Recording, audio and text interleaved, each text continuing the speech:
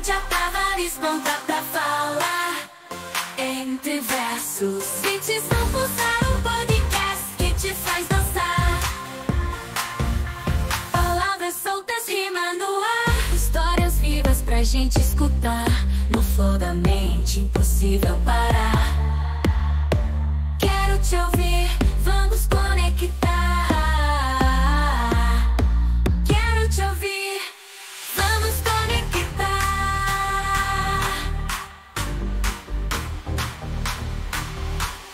Quero te ouvir, vamos conectar. Quero te ouvir, vamos conectar.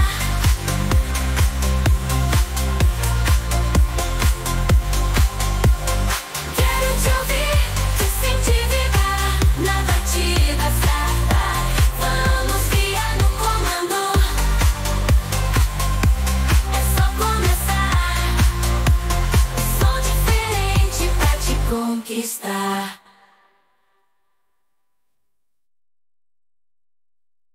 Boa noite, gente. Voltamos com Quero Te Ouvir, agora passando pela Juque Voz. Hoje com a nossa entrevistada, Lisa Torrano, E aí, galera, tudo bem? uma chefe de cozinha renomada e ainda premiada. Exatamente. Lisa, me diga, como que esse tesouro veio parar aqui em Juquitiba? Olha, mulher, é aquelas coisas do acaso, né? A gente tinha... Eu sempre trabalhei com eventos, né? Mas a gente também tinha um restaurante em São Paulo. E durante a pandemia, a gente passou pelo processo que todos passaram, né?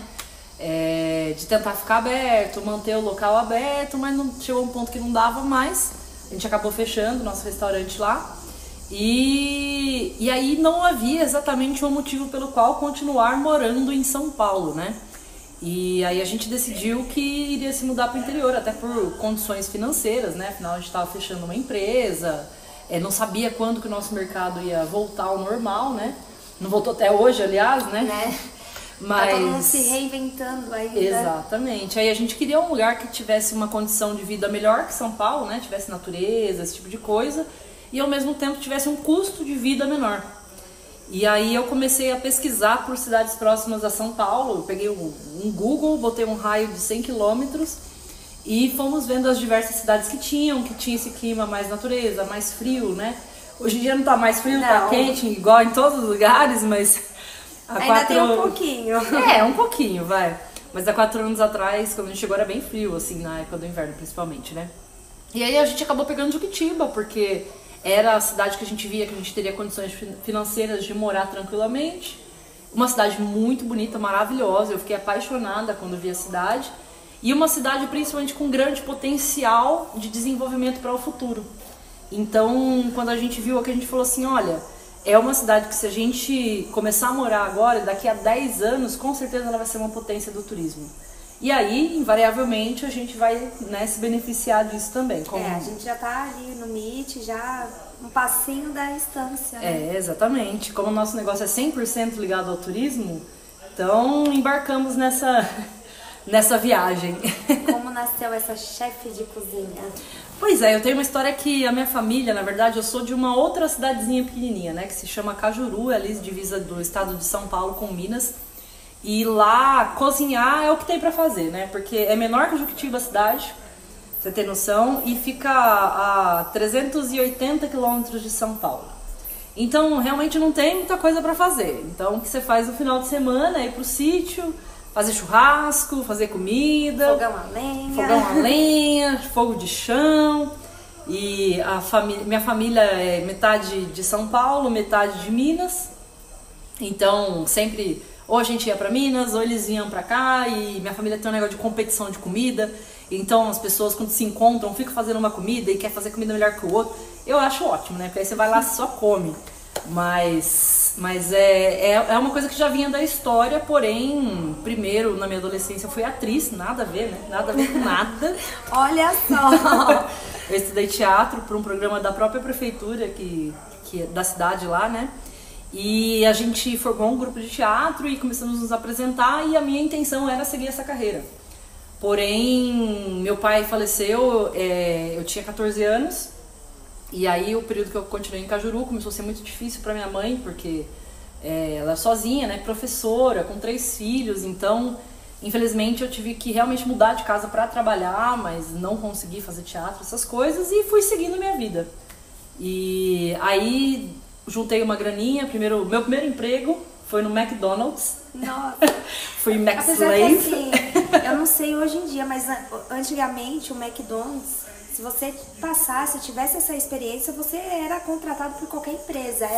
Era um padrão, era uma escola o McDonald's. Não sei se ainda hoje continua assim, mas pelo menos até uns 10 anos atrás era uma escola. Na primeira empresa que eu fui contratada em São Paulo, porque o McDonald's que eu trabalhei era em Ribeirão Preto, que era a cidade maior, perto da minha cidadezinha pequenininha lá, né?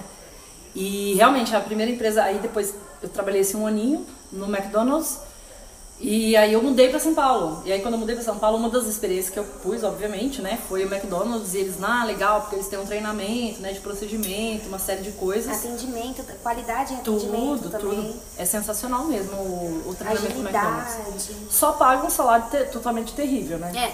Que não corresponde à realidade e não dá a chance da pessoa sobreviver daquilo. Mas enfim, né? E aí segue o jogo, mudei pra São Paulo. Comecei a trabalhar, na primeira semana eu já estava trabalhando, ficava indo, na época não tinha internet de mandar currículo, né? Não, você tinha que ir ir lá na República, na praça imprimia os currículos. Consegui meu primeiro emprego de cobrança, assim, entregando currículo nas agências lá, subindo aqueles prédios. Exatamente, aí ficava na fila, você ia pra fila 5 horas da manhã, e 7 horas da manhã abria aquele povão.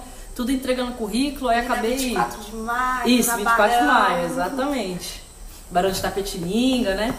E aí eu arrumei um emprego numa empresa de eventos, que faz os eventos lá do AMB.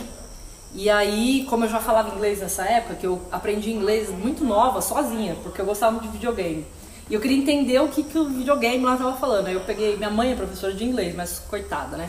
Ela me ensinava umas coisas, só que ela trabalhava praticamente 24 horas por dia, né? Dependendo do jogo, principalmente se for RPG, você é obrigada a ter a noção básica. Aí eu ia lá traduzindo palavra por palavra, às vezes pegava minha mãe, por que isso aqui tá fora de ordem? Ela me explicava, eu aprendi. Aí, com 17 anos, eu já sabia falar inglês e consegui emprego nessa empresa, né? E daí, comecei lá como recepcionista e fui subindo de cargo, depois virei... vendedora dos eventos mesmo, coordenadora de eventos, e foi indo até o momento que aí eu cheguei no topo, né? Eu sabia que era um mercado que de certa forma é restrito, né? E decidi que ia partir para um mercado que eu ganhasse mais dinheiro. Já que eu não estava fazendo o que eu queria, que era fazer teatro, né? Eu ia fazer uma coisa que eu ganhasse dinheiro para fazer outras coisas que eu quisesse. E daí fui trabalhar com tecnologia. E consegui entrar numa empresa também na área de vendas. Várias áreas Nada a ver, né? Nada a ver. E dei um somebody love lá, porque na época eu não sabia nada de tecnologia. No máximo, naquela época era Orkut e essas coisas. Peguei essa época. Mas aí, enfim, mas me dei muito bem nessa área. Comecei a estudar bastante, fui sendo promovida, depois estava com um super cargo lá, só que já não era... Fiquei por 10 anos nessa empresa também. Mas não era o que eu gostava, sabe? Não tinha... Na verdade, assim, era assim, o dinheiro era muito bom, mas ao mesmo tempo eu tava esgotada mentalmente, sabe? Eu viajava demais. Trabalhar com escritório, área administrativa é muito desgastante. Na verdade, o meu problema é que eu viajava muito. E todo mundo fala, mas viajar é super legal. Não a trabalho. Depende. Não a trabalho. Depende. E eu morei um tempo fora também, mas... Não curti as experiências, assim, eu adoro viajar, adoro viajar a lazer. A trabalho tava ficando uma coisa assim, às vezes eu tinha que fazer uma palestra num país, e aí eu entrava no avião, chegava lá, fazia essa palestra. Depois, da hora que eu acabava, no final da tarde, eu já entrava em outro avião, dormia no avião, chegava em outro lugar, já tinha que fazer palestra, reunião, essas coisas, sabe? Aí eu fui ficando doida, e nessa mesma época eu decidi, eu tava ganhando bem, né? Abri um bar de cerveja artesanal em São Paulo. Então inicialmente era só cerveja, a gente não fornecia comida, né? E seguimos assim por um tempo, tinha food trucks que iam lá. Já tinha conhecido o Carlos nessa época? Não, o Carlos a gente conheceu aqui em Juquitiba. O Carlos que é aqui o proprietário do Rancho Potala que a gente está. Esse lugar que Desculpa, Claro, mas claro. que por sinal é lindíssimo. Sensacional, eu adoro vir aqui. Aproveitei e já gravei uma receitinha hoje que ela provou um pouquinho. Depois eu vou fazer um videozinho aqui mostrando a cozinha, que é sensacional. Porque eu que gosto de cozinhar demais. Nossa, é o sonho sensacional. de toda cozinheira. E, enfim, aí tava lá com esse restaurante, eu tava trabalhando ainda com tecnologia, o meu marido na época, ele trabalhava com empreiteira, aí ele saiu, porque ele ganhava menos, né? A gente falou, quem ganha mais continua no emprego, quem ganha menos sai e fica com o bar. E aí ele ficou com o bar, daí passou 2 anos disso, eu tive uma situação de quase morte, né? Porque o avião que eu tava quase caiu, e explodiu uma turbina, foi um negócio horrível. Nossa. E aí eu, que já estava pensando muito em sair dessa outra empresa, de fato saí, né? Fiquei um tempinho a mais, porque minha chefe pediu para eu ficar 6 meses, eu fiquei 6 meses a mais e saí, e aí eu decidi assumir o restaurante. Só que na época eu não necessariamente ficava na cozinha, eu ficava no marketing, no dia a dia, fazendo os eventos dentro do restaurante, né? Porque era um restaurante que não era só um restaurante, ele também tinha uma área de shows, umas coisas assim, então... Os eventos. então coordenava essa parte. E aí a gente decidiu abrir a cozinha dentro do restaurante, parar com essa coisa de food truck, abrimos lá, contratei um chefe, a gente fez juntos os menus e tal.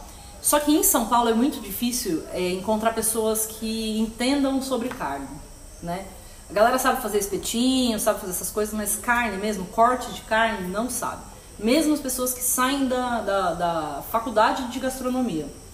E aí diversas vezes a gente tinha vários problemas com o menu, porque as pessoas não conseguiam desempenhar a parte da carne em si com qualidade, né? E aí Porque até a maneira que você corta influencia, né? Exatamente. E era um restaurante num lugar legal, na Vila Madalena, então você tinha que entregar qualidade sempre, né? E aí um dia eu tava lá e tava muito descontente com o chefe que a gente tinha, o cara surtou. E ele quis vir pra cima de mim, eu falei, vem. Se alguém me acompanha no meu Instagram aí sabe que eu sou uma pessoa que não foge de briga não, viu? Não fica atrás, eu não sei baixa a pregar o cabeça. cacete se for necessário sim. Mas eu falei, o cara vem. Aí o cara ficou meio assustado, porque, né? A mulher falando, vem, como assim? Aí ele, então eu vou embora. Sábado à noite, 9 horas da noite. A maioria tá acostumada assim, você vai pra cima da mulher, a mulher... Exatamente. Recua. Vixe, eu sempre ando com faca, então... mas aí o que aconteceu? O cara ele abandonou a cozinha num sábado à noite, 9 horas da noite, na Vila Madalena, num dia que a gente tinha show no bar. Quando tinha show no bar, isso significava que tinha ali no giro pelo menos umas Aquela 300 loucura. pessoas. Por noite aí, umas 300 pessoas. E aí eu falei, você quer saber? Que vá. Aí tinha os assistentes de cozinha, eu falei, galera, quem tá de chefe aqui hoje, né, que eu não imaginei que eu ia assumir assumido, né? Falei, sou eu, então bora lá. E aí foi tudo bem, tudo ótimo, porque eram coisas que eu já sabia fazer, desde que eu era criança, né? Foi um menu também que foi você que montou. Que eu que também montei, né? Então eu já sabia desempenhar. Aí passa um tempinho disso, um amigo falou que estava tendo inscrições pro BBQ Brasil, do SBT, o reality gastronômico, né? E daí eu me inscrevi. E aí, só que eu me inscrevi bêbada. Meu Deus. E eu nem lembrava no dia Esse seguinte. negócio de beber fez eu virar a rainha do carnaval. Aí tá vendo? Tá vendo? Às vezes é bom. complicado. Mas aí no final das contas, esse amigo, a gente tava no bar, inclusive, tava no final do expediente, a gente tava bebendo, ele não se inscreve aí, me inscrevi, nem lembrava que tinha me inscrevido. No outro dia, os caras me ligando 9 horas da manhã, e os caras, não, SBT, aí eu achei que eles queriam gravar no bar, né? Porque vira e mexe copo, essas coisas, tinha gravação no bar. E ali a Vila Madalena é um local que é muito visto, né? Exatamente. É central, né? E tem um monte de bar perto, enfim. Aí eu fui lá, falei, bom, aí depois agora que eu entendi que o cara tava falando, eu falei, nossa, é um negócio que eu escrevi ontem, eu lembrei. E aí fui lá, fiz as entrevistas, faz uns testes, umas coisas, né? E passei. Já que fez, né? Vamos. Eu falei, ganhar eu não vou, mas pelo menos estamos lá, né? E aí começaram as gravações do programa, eu muito nervosa, né? Todo mundo ali já tinha um certo grau de experiência em festivais, as pessoas quase todas já se conheciam, os participantes, né? Inclusive, e eu era pessoa estranha ali, porque eu não conhecia ninguém, não fazia parte desse meio, né? Mas foi indo, cara, foi indo. De repente eu já tava na final, eu nem sabia como é que eu tinha chegado na final. E aí na última prova a gente teve que fazer um boi inteiro, né? Cada pessoa da final era eu e uma outra moça que foi pra final, inclusive, ela é muito boa, a Cecília Matias. Hoje em dia uma das minhas melhores amigas. E aí cada uma fez metade de um boi e depois você tinha que cortar as peças do boi pronto já, assim, que é a coisa mais difícil, né? Nossa. Ele cru já é difícil, imagina ele assado já. Mas deu tudo certo, porque você tinha que montar um banquete medieval, que é uma das paixões da minha vida, né? Eu gosto dessas coisas desde a parte histórica medieval até Game of Thrones, Senhor dos Anéis, essas coisas de filme. E eu já estudava bastante. RPG, jogo RPG também. E quando aconteceu isso, eu falei, nossa, oportunidade ideal para eu mostrar tudo que eu quero. E fiz um banquete lá e ganhei o programa. Porque... E eu acho legal você falar assim, e muito importante, assim, principalmente pro pessoal daqui de Juquitiba, porque a gente sempre vê entrevistas de participantes de reality como Big Brother, como outras assim de convivência, mas nunca ninguém vê uma entrevista de alguém que participou de um reality de cozinha. Nunca. Quase não sei. É porque a galera do Big Brother vira celebridade automaticamente, né? E aquela coisa infelizmente é uma coisa da nossa sociedade atual, né? É uma celebridade vazia que vai oferecer ali no máximo dicas de maquiagem, se fizer, né? Se fizer. E olha lá. Ou vai virar DJ, que é o que eles fazem. Socialite. Mas é o que, infelizmente, assim, é o que a população, né, que já vive tão estressada, com salário baixo, as coisas, eles querem uma coisa pra relaxar a mente, né? Mas muitas pessoas têm a curiosidade de saber, assim, com como certeza. o que é ser um chefe de cozinha, o que é ser um campeão. Pra quem gosta e é apaixonado por cozinha. São duas coisas extremamente diferentes. Você tem a função de chefe de cozinha, que aí, na verdade, o chefe não é nada mais do que um grande general dentro de uma cozinha. Inclusive, a maneira que uma cozinha é dividida, os cargos na cozinha, foi baseado nas divisões de cargo do exército. Então, por isso que o chefe de cozinha mesmo é o cara que manda, ou a mina, né, no meu caso, que manda em todo mundo. Como se fosse um grande general ali. Aí depois você tem eu não sei como falar exatamente do cargo do exército, mas no caso da cozinha você tem o sous-chefe, que é o segundo chefe, né? Porque o chefe não necessariamente ele fica ali fazendo comida o tempo inteiro. Então ele fica coordenando todas as coisas, ele vai ver como é que tá o salão, ele faz a parte do estoque, monta cardápios novos, de estações diferentes. Mais dá ordens do que cozinha, na real. Aí tem o segundo chefe, que é o cara que tá lá pra cozinhar mesmo. Se for necessário, o primeiro chefe cozinha também, mas geralmente é o segundo chefe. E aí você tem estações, né? Estação de salada, de sobremesa, de carnes, e aí vai. Já fica a dica pra quem quer estudar gastronomia, entendeu? Já vai vendo como é que funciona. Exatamente. E aí já fica uma dica também. Não acha que você vai fazer aquela faculdade lá na Inhembi Morumbi, né? Sei lá onde vocês vão fazer faculdade, e vai sair de lá sabendo cozinhar, tá? Minha dica é, trabalhe para restaurantes legais, trabalhe com pessoas que vocês querem aprender a cozinha dela, que é, na verdade, a melhor forma. Eu, no meu restaurante, quando eu tinha que selecionar pessoas para trabalhar para mim lá, eu até aceitava currículos de pessoas que tinham experiência com a faculdade, mas essa pessoa, ela perdia facilmente para uma pessoa que tinha mais experiência de trabalho. Porque a cozinha, ela tem 2 pontos para a cozinha. Sim, você tem que estudar muito, mas não é necessariamente na faculdade, entendeu? É estudar no sentido de você ler, sim, ter referências históricas, referências estéticas, que é muito importante. Eu trato a gastronomia como se fosse uma espécie de arte. As pessoas geralmente não colocam a gastronomia junto com a arte, mas na minha opinião Eu também acho. Porque ela exige inspiração, ela exige a mistura dos temperos, das cores, do prato. A combinação. Exatamente. Ela é uma expressão também prato artística, mais né? colorido, ele é mais atrativo do que só o arroz, o feijão e o bife em cima. Exato. Se bem que eu gosto muito de arroz, feijão e Eu bife também. Não, mas... nada contra, eu gosto demais, entendeu? Mas assim, esteticamente... Sim. E eu nem tô falando aí de comida fresca, francesa, nem tô falando disso. A gente pode fazer uma comida mineira, uma comida brasileira mesmo, de forma mais bonita, sabe?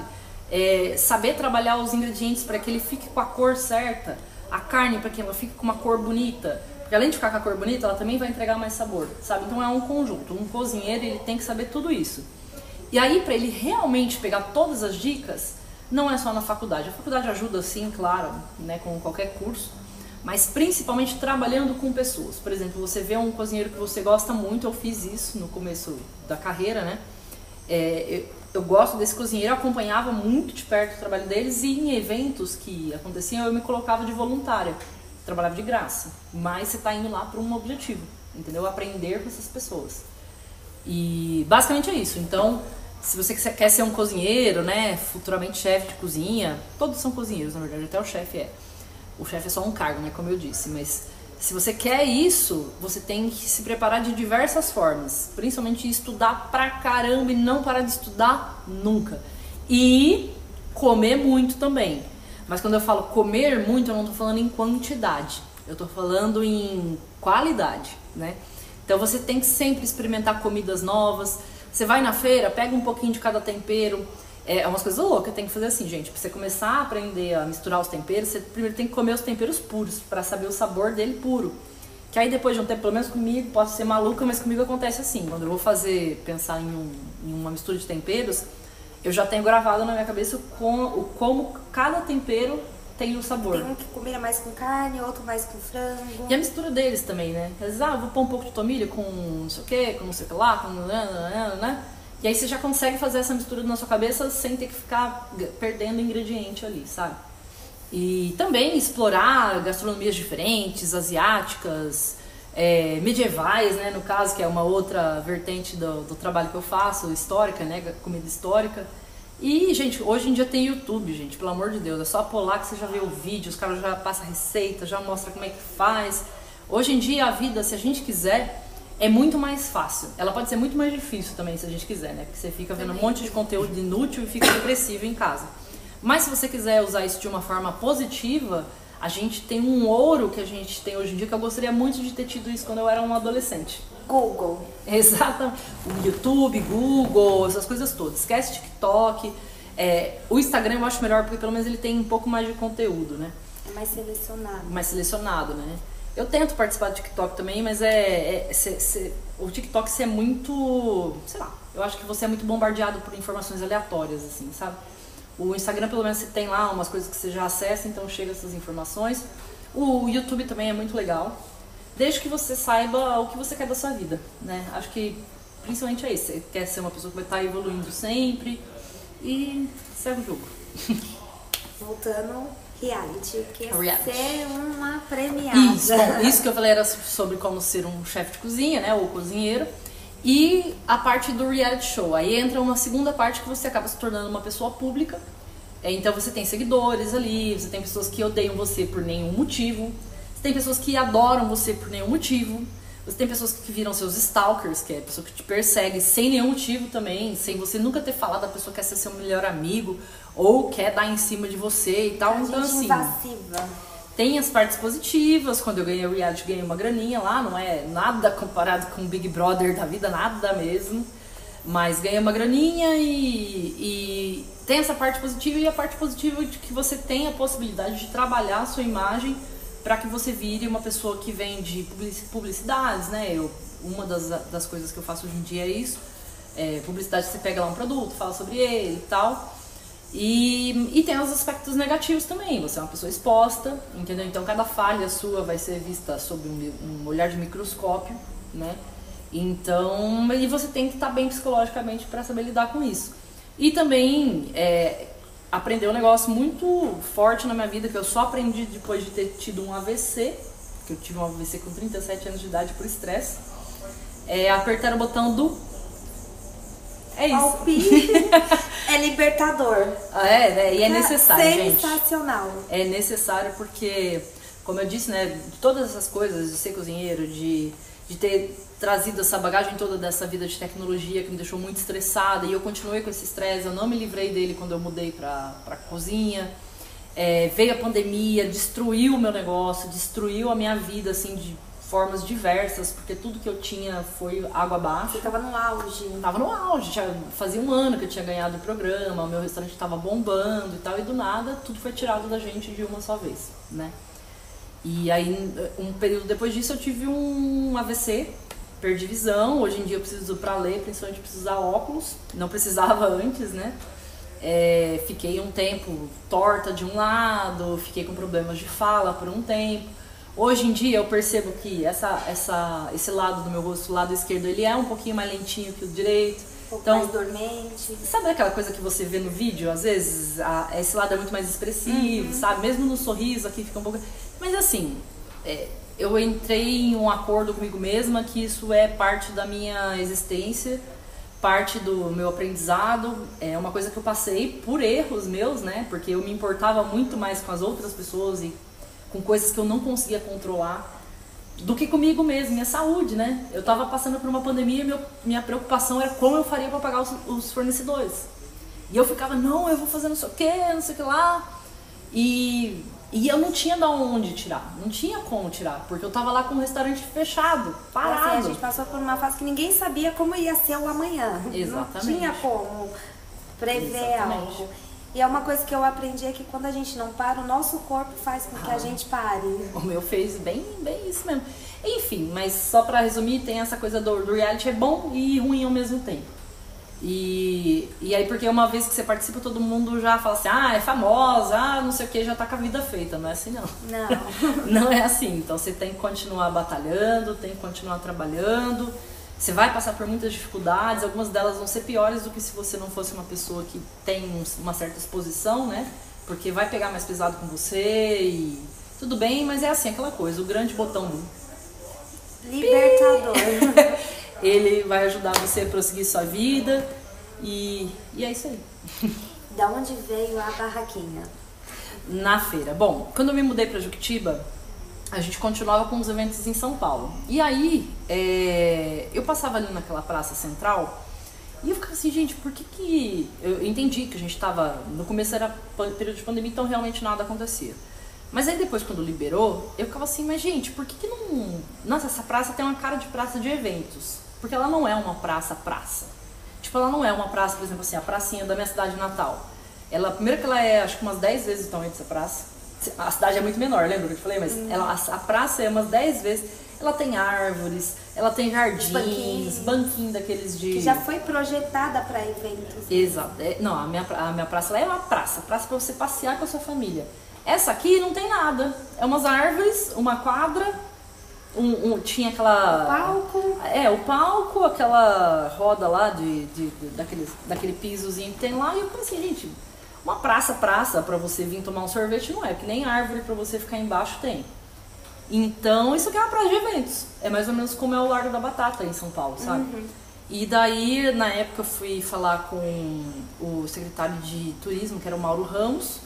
E aí eu já tinha a ideia de fazer alguns eventos aqui. E comecei a fazer alguns eventos como o Juctoberfest, fiz um outro evento agora que eu esqueci o nome também, mas enfim, foram esses pequenos eventos. E paralelamente a isso, eu comecei a ir na Câmara a falar sobre... Essa Juctoberfest foi a ideia sua? Sim. Nossa, bom saber, gente. Aí, olha. A gente não fez esse ano, ano, mas... cultura também local, ó. Né? E aí a gente começou a ir na Câmara para falar tanto do apoio realmente à gastronomia no município, que é muito fraca, entendeu? Existem vários problemas que causam a gastronomia no nosso município ainda ser considerada fraca. Entendeu? Agora já está bem melhor do que quando a gente veio para cá. Já evoluiu muito. Mas no começo não tinha quase nada, eventos esquece, não tinha. E aí a gente começou a ir na Câmara para falar, dentre outros assuntos, da feira. Dentre outros assuntos, eu desde então brigava para a gente conseguir colocar trabalhadores, empresários da gastronomia daqui, como o Laércio, como eu também, mas como outras pessoas que trabalham dentro do maior evento da cidade, que é a festa junina, que a gente não pode entrar, só pode entrar associações. Gente, nenhum problema com as associações estarem lá, mas não se pode negar a entrada dos comerciantes também, porque imagina... De microempreendedores também, sim, que precisam do incentivo. Não é nem um incentivo, é mais ou menos assim, quando tem festa junina, você sabe o que acontece na cidade, ninguém mais trabalha, não tem o que fazer na cidade. Aí você imagina que, de repente, durante o período de um mês, todas essas pessoas que escolheram dedicar-se à gastronomia, que pagam aluguel de casa com a gastronomia, elas não podem entrar num evento público, que é um evento de maior investimento público da cidade. Olha que loucura, tudo bem. Aê. Sorry. Tranquilo. E a grande questão é essa. Bem, enfim, desde aquele tempo eu brigava tanto pela coisa da festa junina pra gente como comerciantes poder entrar, nem que falem pra gente, ó, 10% do que vocês faturarem aqui, vocês vão ter que escolher uma associação para doar. Eu não tenho nenhum problema até com relação legal a isso. isso, fazer isso, porque você ajuda, contribui com a Exatamente. comunidade. E outra, os comerciantes já têm a própria estrutura, a prefeitura não precisa montar nada, porque na questão das associações, a prefeitura que tem que montar tenda, essas coisas todas. Na questão do comerciante, caso abra para eles entrarem também, a gente mesmo monta as nossas coisas. Só tem que pôr um ponto de energia lá, o resto é tudo com a gente, então não tem custo, entendeu? Tem só o custo da puxar um fio lá. Isso, a volta da feira noturna, eu já brigava também desde sempre. Eu tenho outros projetos entregues para a prefeitura com relação a uma feira gastronômica para acontecer todas as sextas-feiras. E é uma feira que teria, cada estande teria que ter pelo menos um prato. E até seria muito bom porque ia trazer movimento para a cidade novamente. Porque a questão seria um receptivo para o turista, né? Então esse projeto eu entreguei, já tinha entregue como é que fala? No mandato passado lá do pessoal do Aires, né? E agora com o Williams entreguei pro pessoal dele também. Então é um projeto assim, eu tô brigando, gente, eu sempre tô brigando, e é brigando legal assim, porque, no sentido assim, positivo. O turista que coisa, vem né? pra Juquitiba, ele não vem durante a semana. Ele vem na sexta-feira pra ir embora no domingo à noite. Exatamente. Chega na sexta-feira, ele não tem. Não, e assim, por não exemplo, tem nenhum atrativo. Aí você fala assim, mas tem os restaurantes. Cara, tem os restaurantes. Só que o que o turista às vezes tá buscando não é um restaurante, ele tá buscando contato com a cultura local, que é uma outra coisa, né? No restaurante você vai lá e ele sabe como é que é o restaurante. Ele entra no Google, se ele quiser ir no restaurante, um lugar mais tranquilo, onde ele pode sentar tranquilo com a família dele, ele vai no restaurante. Agora, se ele chega numa cidade, por exemplo, eu lembro, a minha memória que eu tenho quando eu criei esse projeto, foi quando eu ia com a minha mãe, meu pai e tal, a gente ia pra Santos, sei lá, essas praias assim, que a gente ia quando eu era bem pequenininha. E eu lembro que quando a gente chegava na cidade, minha mãe não queria cozinhar no primeiro dia. Então o que a gente fazia? Ia para as feirinhas que tinha lá. E aí tinha feirinha de roupa, com comida, com não sei o que. E a gente, como quando era criança, adorava. Eu já falava, vamos na feirinha. Ia na feirinha comer, sabe? Então já existe esse projeto entregue, então eu espero que no futuro a gente seja contemplado aí com esse investimento na gastronomia, né? E é isso, porque a gente como gastrônomos na cidade, a gente sofre muito no seguinte sentido. É uma cidade com uma cultura muito recente. Juquitiba é uma cidade que teve a sua constituição em 65 ou 66, se não me engano. Né? Vai fazer completar acho que 70 anos esse ano. Não sei quantos anos, acho que é 69 ou 70, mais ou menos isso. Uma coisa assim. Mas foi 65, 66. É recente. E ela foi uma cidade que não passou pelos grandes ciclos, né, de cana-de-açúcar, de café, e eu compreendo isso completamente porque a minha cidade passou por esses ciclos. Então ela é uma cidade de certo aspecto muito mais desenvolvida, apesar de ser menor. É isso que eu fico meio chocada, assim, às vezes, sabe? É contraditório. Só que eu estudei bastante. Gente, eu li todos os livros existentes sobre Juquitiba e pra quem não sabe, existem pelo menos 3 livros escritos sobre a cidade, tá? Um deles é o Juquitiba, Terra de Muitas Águas. O outro se chama Ensaios 58, é um livro de sociologia que eu recomendo ler também, porque é um livro... Esse primeiro que você falou, Juquitiba, Terra de Muitas Águas, inclusive, quando eu fiz o meu curso de guia de orientador de turismo, eu usei um livro desse para me fazer o tem meu na biblioteca. trabalho. Quem quiser, na biblioteca pública tem para alugar. Lá em cima, perto da Igreja Católica. Exatamente. E aí tem o Ensaios 58, que não tem para alugar na biblioteca aqui, mas tem para comprar na internet, é baratinho, porque é um livro antigo, entendeu? E é um livro de sociologia que fala sobre algumas cidades, dentre elas, desde 1700, como ocorreu as transformações, né? Foi daí que eu entendi alguns problemas sociais que a gente tem na cidade até hoje. E tem um livro que se chama Os Cedros, que também tem na biblioteca. É um livro que fala mais sobre um aspecto de luta, da preservação do meio ambiente, sobre a época que foram passar algumas coisas de alta tensão aqui de energia elétrica, eles queriam derrubar um monte de floresta e aí os moradores conseguiram impedir. Deu uma confusão. E essa questão é legal porque você vê as coisas que a cidade já passou, né? E os processos. Exatamente. E o porquê a gente chega, por exemplo, assim, numa situação da cidade hoje em dia, onde uma pessoa que quer montar um restaurante, se ela tenta no centro da cidade ali, desculpa, as pessoas sempre falam, mas monta bairro, legal. Quando uma cidade se desenvolve gastronomicamente, ela tem que primeiro começar no centro e depois ela começa a ir o centro é o coração para os bairros, né? Mas no centro tem poucas opções, por quê? Porque ou você é amigo de alguém que vai te alugar num preço decente, ou você vai cair numa cilada. Ser que extorquido. Exatamente, que a pessoa nem assina um contrato direito.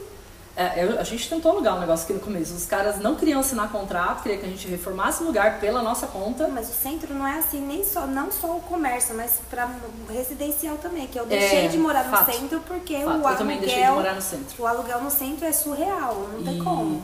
E aí você pensa, né? É por isso que precisa ter eventos, sim, cada vez mais eventos, porque já que a gente nunca vai conseguir ter uma massa crítica muito grande de restaurantes para atender os turistas, né, em períodos noturnos, sábados e domingos, a gente precisa remediar isso de certa forma e também dar oportunidade para as pessoas. Por exemplo, algumas pessoas que estavam na feira, que começaram na feira com os seus standzinhos, já estão conseguindo abrir os seus espaços na cidade. Porque de repente tem um amigo seu que vê lá se batalhando, chega assim, então, você não quer alugar isso? Que chama um baratinho? O Lércio começou só ele e o Marcelo, hoje ele já tem funcionários. Sim. Então você gera emprego, você gera renda. Mas o Lércio tem o ponto dele, né? Mas, por exemplo, a Fernanda da tapioca, da feira, conseguiu o pontozinho dela. A Diana do açaí tá com o pontinho dela Diana, também. meu amor, beijo, sua linda. E assim, é por isso que esses eventos, eles são importantes. Eu sei que tudo demanda um investimento, né, de funcionários, enfim, da prefeitura, mas é a coisa mais importante que a gente tem para apoiar, gastronomicamente falando, e de negócios, de turismo na cidade, sabe? Eu tenho, hoje em dia, um cargo de restaurantes e bebidas no Conselho de Turismo da cidade, sou vice-presidente do Conselho de Turismo também, e tô lá nessa batalha. Além das coisas de gastronomia, eu entendo que morar em Juquitiba não é só uma questão de eu ir na feira e tirar meu dinheirinho ali, ou ir num evento e tirar meu dinheirinho ali. Eu quero que daqui a 5 anos a minha vida esteja mais fácil do que ela está hoje.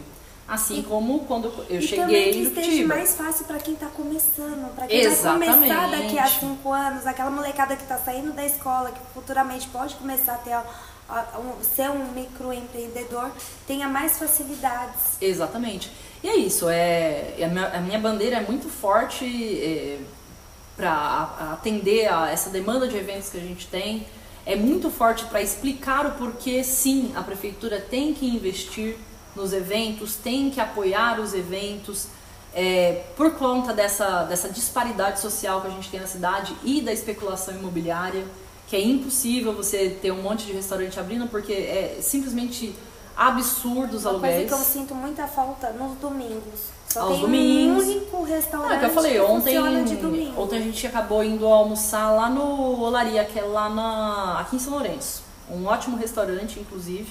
E assim, aqui na cidade, quando você vai almoçar um domingo, o que que tem? Tem o Senhor Porco, que eu gosto muito também. Tem o Rio Abaixo. Eu acho que o Canoar também oferece almoço. Mas é isso. E os de beira de estrada. E os postos de estrada. Mas posto de estrada, pra mim, não é representante de... Porque eles fazem comida genérica, entendeu? PF. Não tem uma personalidade, não tem história da cidade envolvida. Tem alguns pesqueiros, mas não são todos que oferecem. Tem o Pesqueiro Paraíso, boa. O Pesqueiro Paraíso é muito bom, tem uma costela muito boa lá. Peixinho também frito, né? É um pesqueiro bem interessante porque o dono é um japonês, né? E ele manda a porçãozinha assim, uma carne, né? Qualquer carne que você escolher lá, um arroz, um feijão. E como é que chama aquele prato japonês lá? O frito? Ai, meu Deus do céu. Tempurá. E o tempurá dele é excelente. É um dos melhores tempurás que eu já comi, de verdade mesmo. Mas é assim, imagina, nós somos uma cidade de 30 mil habitantes, gente. Tem 4 opções de restaurante. Só. E nem sempre estão abertos. Essa é a questão. É o difícil. Então assim, teria que ter muito mais. Não tem por conta dessa situação que é muito difícil. As pessoas da cidade dão muito mais valor em gastar dinheiro com comida em São Paulo do que aqui. É uma dificuldade bem grande que a gente precisa se policiar também. Gente, não existe a gente ganhar o dinheiro aqui e gastar. Lógico, você vai fazer isso de vez em quando porque é pra dar uma mudadinha, né? Tem que mudar os ares, mas assim, incentivar. Como que você quer cobrar, sendo que você não incentiva também. Exatamente. Paguem seus impostos, consumam na cidade, o que for possível, comprem dentro da cidade para que a economia comece a girar. Nossa cidade é uma cidade muito pequena, que ela não tem uma arrecadação de impostos ainda significativa, o que faz que a gente não tenha também uma contrapartida de investimentos muito alto, né, por parte do poder público, por parte de empresários. A gente tem uma questão aí como é que fala? As nossas áreas, elas não são necessariamente documentadas, né? A maioria delas, A maioria então... não tem nem escritura. Exatamente, que impede, por exemplo, que grandes empresas de redes, que eu sei que aqui não pode ter indústria, mas você pode ter hotéis aqui, você pode ter esse tipo de coisa, de bandeiras, né? Ibis, essas coisas assim.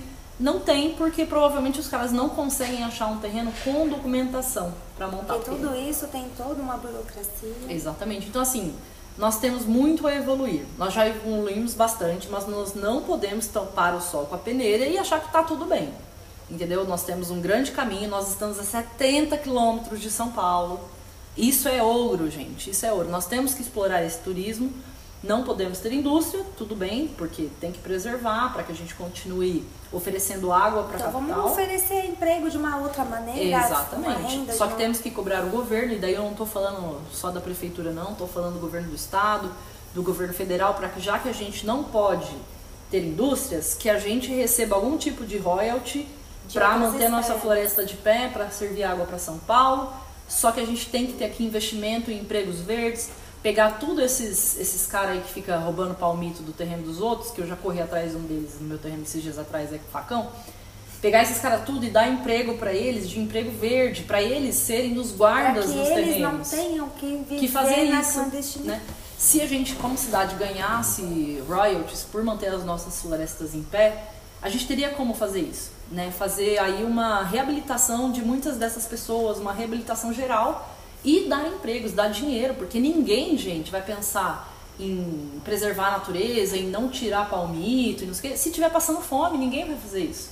Eu entendo completamente. Muitos fazem por necessidade, para manter o sustento da família. Então é por isso que sim, a gente tem que se informar, a gente tem que ir atrás prefeitura, governo do estado, presidência, e falar onde estão onde está a contrapartida do que a gente faz? Aqui a gente não pode ter nada.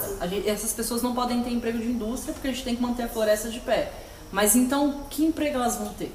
Pra não ter que ficar também saindo pra fora. Nossa, a gente como foi toda muita política. Gente faz. A gente saiu da gastronomia e foi pra política, mas é isso. Mas eu acho não tem que como, não é atrelado. Gastronomia é um setor que ele une todos, né? Porque a gastronomia ela não vive sem o mercado da cidade, né? O mercado financeiro ali. Sem o pequeno produtor. Sem o produtor, ela não vive sem o cliente para ter o dinheiro para comprar dela. Então, gastronomia, na minha opinião, né? Principalmente, ela é um setor que engloba todas as necessidades mais urgentes de uma cidade. Então, faz sentido. A nossa conversa não é à toa. Não derivou muito. Da onde veio a marca, a ideia de criar a marca das pimentas? Ah, sim. Bom, a gente faz eventos, né? Além, né, da gastronomia normal, caipira, que a gente faz. Eu também tenho uma parte de eventos para comida, né? Essas coisas históricas, né? Recriação histórica de comidas. E histórico, quando eu falo, não é só medieval, né? Viking, que é o que geralmente aparece aí na mídia eu fazendo. Mas é desde também dos nossos indígenas. Então é tudo que é história. Por exemplo, a história dos antepassados da minha avó lá em Minas. Tudo, né? Tipo, tudo isso é comida histórica.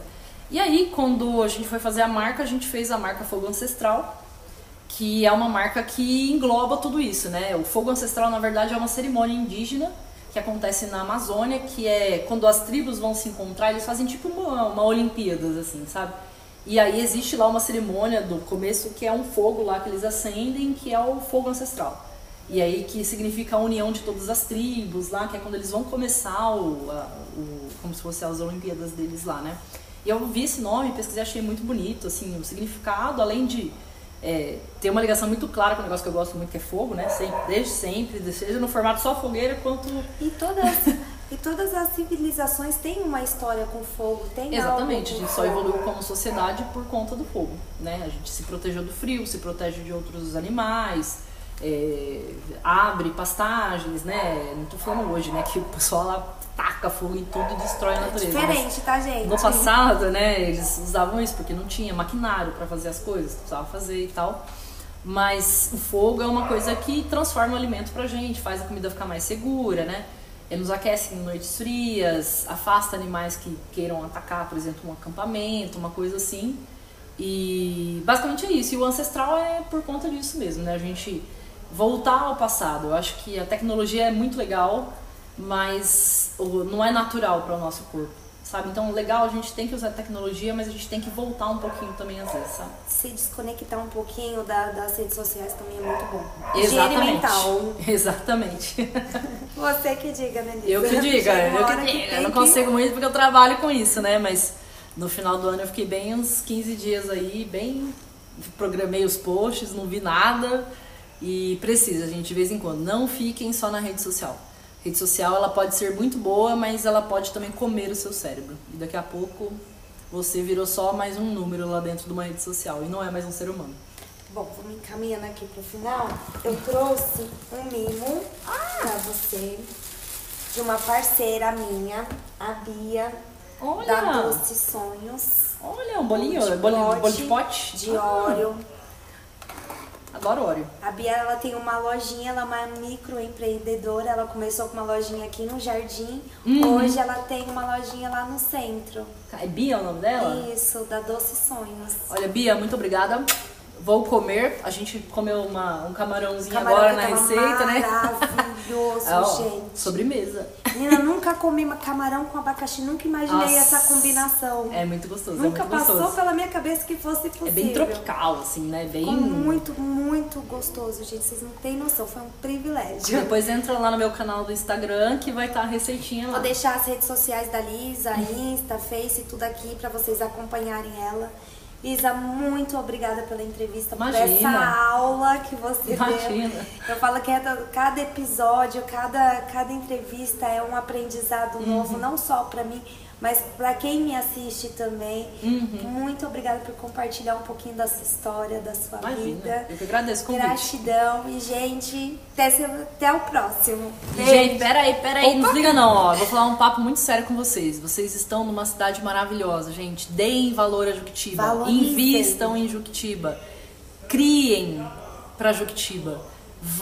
Daqui a um tempinho essa cidade vai estourar. E quem tiver na onda, dentro de Juquitiba, não tô falando aí você não precisa começar gigante, mas comece investindo para ser um guia turístico, comece investindo falando uma segunda língua, comece investindo fazendo comida na sua casa para entregar delivery, alguma coisa assim.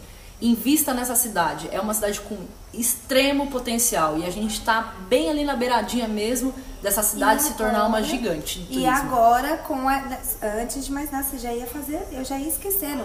E agora uma cidade com uma TV com programação local. Exatamente. A primeira cidade do Vale do Ribeira com uma TV com programação local.